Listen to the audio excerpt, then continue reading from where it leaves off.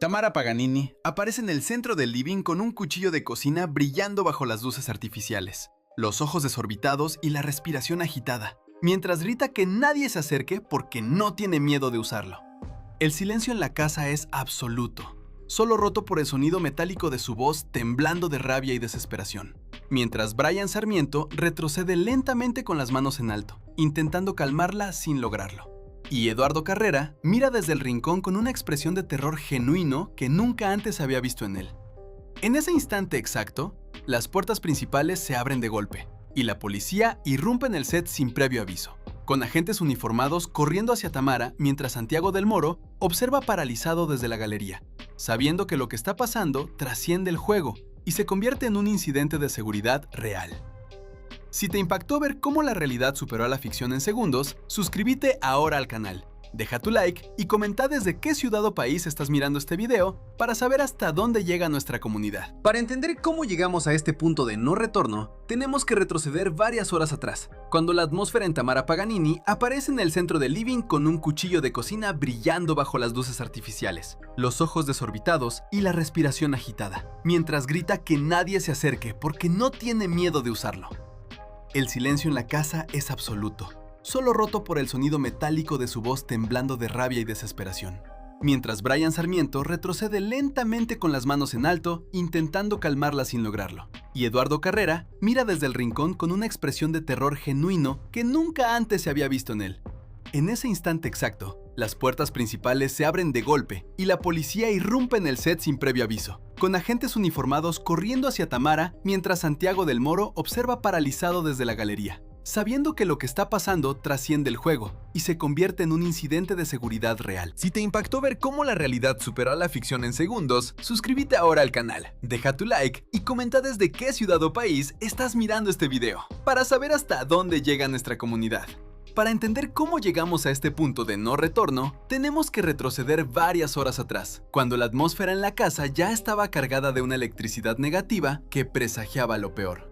Todo comenzó durante la madrugada, cuando la mayoría de los participantes dormían o fingían hacerlo, pero Tamara Paganini no podía cerrar los ojos. Llevaba días acumulando tensión, sintiéndose acorralada por las dinámicas del grupo, y específicamente por las constantes provocaciones de Nazareno Pompey y las miradas juzgadoras de Gisela Gipio Pintos.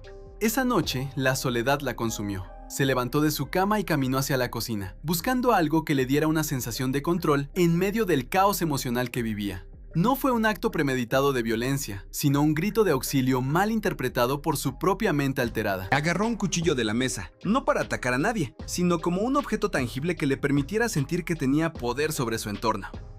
Mientras tanto, en el dormitorio masculino, Franco Zunino y Juani Caruso, Juan y Car, discutían en voz baja sobre las estrategias de voto, ignorando completamente que afuera, en la penumbra de la cocina, Tamara estaba teniendo una crisis nerviosa severa. Ella comenzó a hablar sola, murmurando frases inconexas sobre traiciones y mentiras, convencida de que todos estaban confabulando en su contra. De repente, Manuel Ibero entró a la cocina buscando agua y se congeló al verla. Al principio, pensó que era una broma de mal gusto, una actuación más para las cámaras, pero al ver la rigidez en los hombros de Tamara y el brillo peligroso en sus ojos, supo que algo estaba terriblemente mal. Manuel intentó hablarle con suavidad, preguntándole qué le pasaba, pero Tamara retrucó con furia, exigiendo que se alejara y que no la tocara. La situación escaló rápidamente cuando Manuel, asustado, decidió avisar a los demás. Corrió hacia el living y despertó a Dani de Lucía y a Pincoya, explicándoles con urgencia que Tamara estaba armada y fuera de sí. El pánico se apoderó del grupo. Janina Silly, que siempre mantiene la calma, intentó tomar el liderazgo de la situación, ordenando a todos que se mantuvieran alejados de la cocina y que no hicieran movimientos bruscos que pudieran alterar más a Tamara.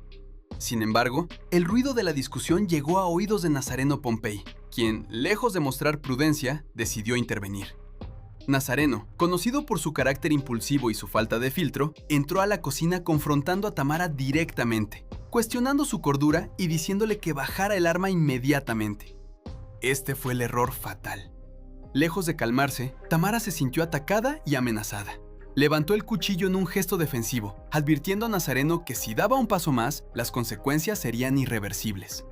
Nazareno retrocedió, pero siguió lanzando comentarios hirientes, alimentando la paranoia de Tamara.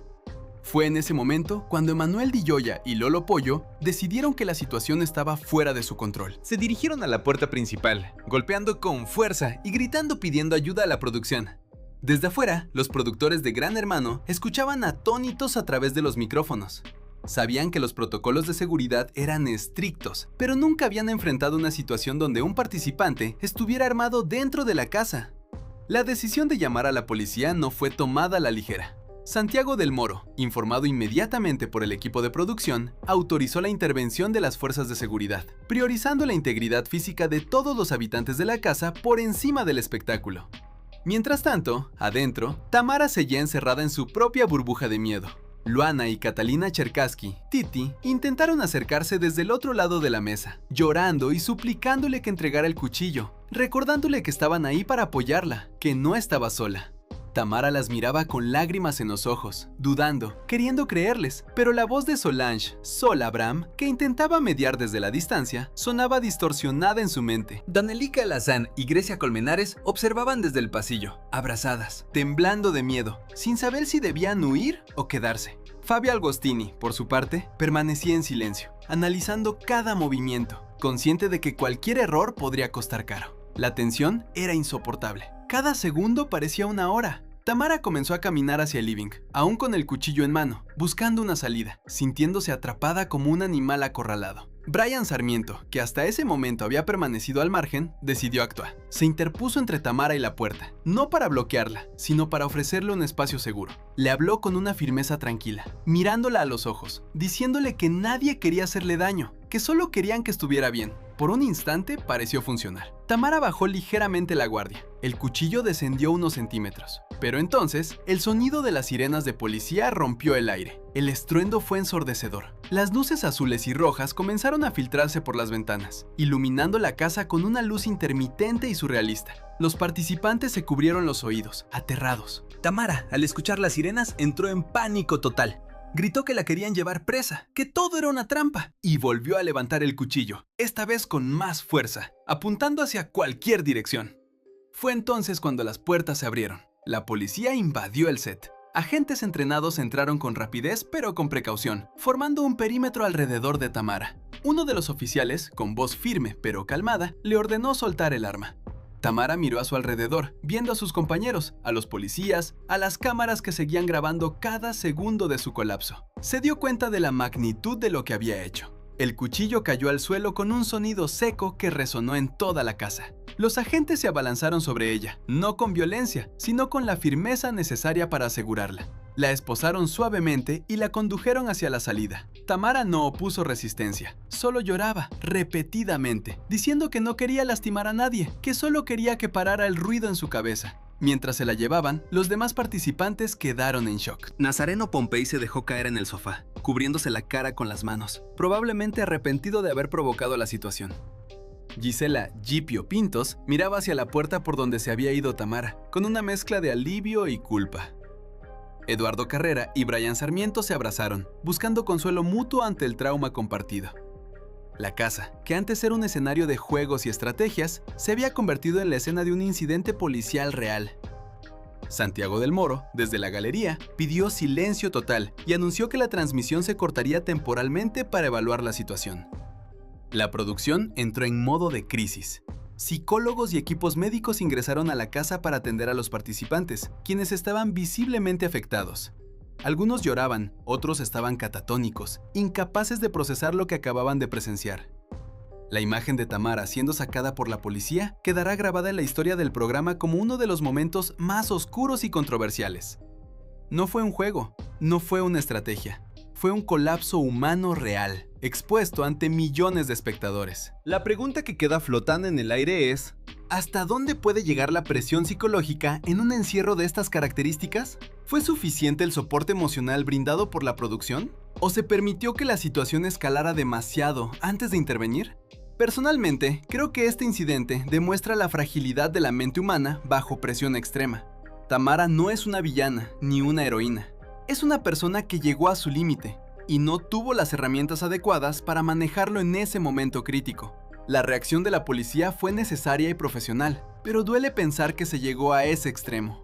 Me preocupa que el formato del reality show, en su búsqueda de audiencia, a veces ignore las señales de alerta temprana en los participantes.